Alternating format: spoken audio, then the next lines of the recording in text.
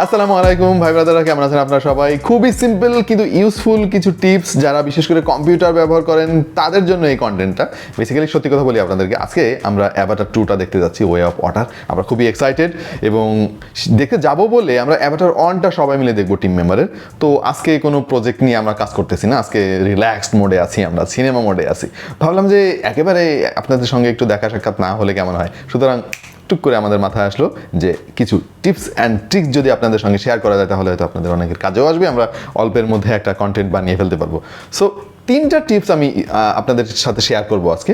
প্রথম যে tips and ট্রিক্সটা আমি শেয়ার করব সেইটা আমার মনে হয় আমার মতো করে সবাই প্রতিদিন স্ট্রাগল করেন।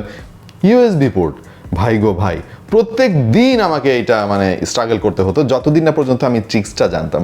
ব্যাপারটা হচ্ছে যে আপনি কোন দিকে দিবেন, এদিকে নাকি এদিকে? আপনি যেদিকেই দেন না কেন দেখবেন যে হচ্ছে না ঠিক মতো, উল্টায় আবার দিতে হচ্ছে। কি একটা ঝামেলা। টাইপ সির ব্যাপারটা আমার অনেক ভালো লাগে, যেদিক দিয়ে দেন না কেন পোর্ট ওকে, বাট ইউএসবি যে এই অংশটা আপনাকে দিতে গেলে প্রচুর হ্যাসেলের মধ্যে দিয়ে যেতে হয়। এইটা বোঝার খুব ভালো একটা উপায় আছে। একটা জিনিস খেয়াল করে দেখেন, প্রত্যেকটা ইউএসবি পোর্টে এই বিশেষ চিহ্নটা থাকে এবং থাকবেই। আপনার বাসায় যত ইউএসবি পোর্ট আছে এই জিনিসটা আপনি অবশ্যই দেখবেন এবং এই চিহ্নটা যেদিকে থাকবে মূলত ইউএসবির কানেক্টরগুলো সেই দিকে লাগানো। আপনি এই একটা জিনিস যদি মাথার মধ্যে ঢুকিয়ে ফেলতে পারেন তাহলে দেখবেন যে এরপর থেকে কানেক্টিং এর ক্ষেত্রে আপনাকে আর কোনো সমস্যায় পড়তে হচ্ছে না। অলরাইট, এবার সেকেন্ড টিপসটা নিয়ে আপনাদের সঙ্গে কথা বলবো। এবং আমরা তো প্রতিদিনই যারা কম্পিউটার ব্যবহার করি তারা তো বিভিন্ন ব্রাউজারে ঘাটাঘাটি করি, বিভিন্ন লিঙ্ক ওপেন করে রাখি, নানা স্টাডি করতে হয়, অনেক কিছু পড়তে হয়।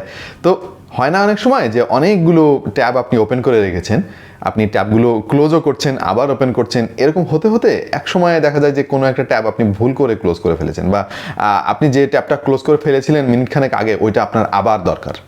তখন আপনি কি করেন? নর্মালি সবাই যেটা করে, আবার হিস্ট্রিতে চলে যায়, তারপরে দেখে যে কোন কোন ট্যাব আমি ওপেন করেছিলাম, তারপর সেটা নতুন করে আবার ওপেন করে। বাট এইটার একটা শর্টকাট আছে, খুবই চমৎকার। আমার মনে হয় এটা জানলে সবাই আপনার ব্যবহার করেন। বাই দ্য ওয়ে, আমি একটা জিনিস বলে রাখি, এই টিপস অ্যান্ড ট্রিক্সগুলো হচ্ছে শুধুমাত্র তাদের জন্য যারা এই ব্যাপারে অবগত নন। আপনাদের মধ্যে অনেকেই আছেন অলরেডি এগুলো জানেন, সো তারা ইগনোর করেন। যারা জানেন না শুধুমাত্র তাদের জন্য। চলেন আপনাদেরকে এই কিবোর্ড শর্টকাটটা একটু দেখাই। ধরেন এই যে আমাদের ব্রাউজার, আমি এই ব্রাউজারে আমার মেইল চেক করছি। এখন আমার মনে হলো যে পেছনে যে ট্যাবটা আমি ওপেন করেছিলাম সেই ট্যাবটা আমার নতুন করে দরকার। এর জন্য আমার হিস্ট্রিতে যাওয়ার দরকার নাই, আমি জাস্ট কিবোর্ড থেকে কন্ট্রোল শিফট এবং টি এই 3টা বাটন একসঙ্গে প্রেস করলে দেখবেন পেছনের ট্যাবটা ওপেন হয়ে গিয়েছে। আপনি যতবার এই কন্ট্রোল শিফট টি 3টা বাটন একসঙ্গে প্রেস করবেন ততবারই দেখবেন পেছনের ট্যাবগুলো নতুন করে আবার চলে আসছে। সো এইভাবে কিন্তু আপনি প্রচুর সময় বাঁচাতে পারেন এবং আপনার যে দরকারি ট্যাবগুলো আপনি অনেক কষ্ট করে সার্চ করে ব্রাউজারে এনেছিলেন সেগুলো আবার ফিরে পেতে পারেন। যদি অন্যভাবে করা যায় কিন্তু তাতে অনেক বেশি সময় লাগে। আশা করছি আপনাদের কাজে আসবে এই টিপসটা। এবং পরের যে টিপসটা নিয়ে আমি কথা বলবো, চলেন এখনই আপনাদেরকে দেখিয়ে দিই। এই সোশ্যাল মিডিয়ার যুগে এসে আমরা কিন্তু অনেক কথাবার্তা ইমোজি দিয়ে কাজ সেরে ফেলি। যেমন আমরা ভালোবাসার ইমোজি দেই, ভালোবাসা প্রকাশ করার জন্য হাসির ইমোজি দেই, কথাবার্তা না লিখেও ইমোজির মাধ্যমে কিন্তু আমরা আমাদের মনের ভাব এখন প্রকাশ করি।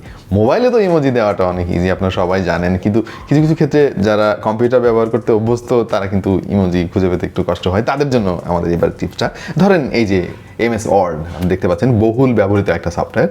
আমি হঠাৎ করে মনে হলো যে এখানে একটা ইমোজি ব্যবহার করব আমি।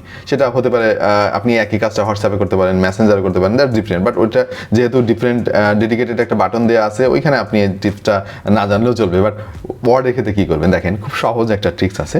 আপনি উইন্ডোজ এবং ফুল স্টপ এই 2টা বাটন একসঙ্গে প্রেস করলেই দেখবেন এখানে ইমোজি শর্টকাটটা চলে এসেছে এবং আপনি এখান থেকে আপনার পছন্দ মতো ইমোজি সিলেক্ট করে আপনি টাইপ করতে পারবেন, যেটা খুঁজে বের করতে আপনাকে হয়তো অনেক কষ্ট হতে হতো। তো আশা করছি টিপস অ্যান্ড ট্রিক্সগুলো আপনাদের কাজে আসবে, অনেক সময় বাঁচাতে সাহায্য করবে। প্রিয় দর্শক, কেমন ছিল আমাদের আজকের এই ছোট্ট টিপস অ্যান্ড ট্রিক্সের ভিডিও জানাতে পারেন কমেন্ট সেকশনের মাধ্যমে, এবং আপনাদের কোনো বন্ধুর সঙ্গে এই ভিডিওটা শেয়ার করে দিতে পারেন, তারাও জানলো। দেখা হয়ে যাবে অন্য কোনো ভিডিওতে ভিন্ন কোনো বিষয় নিয়ে। সেই পর্যন্ত সবাই ভালো থাকুন, সুস্থ থাকুন এবং দেখতে থাকুন টেক টু দ্য পয়েন্ট।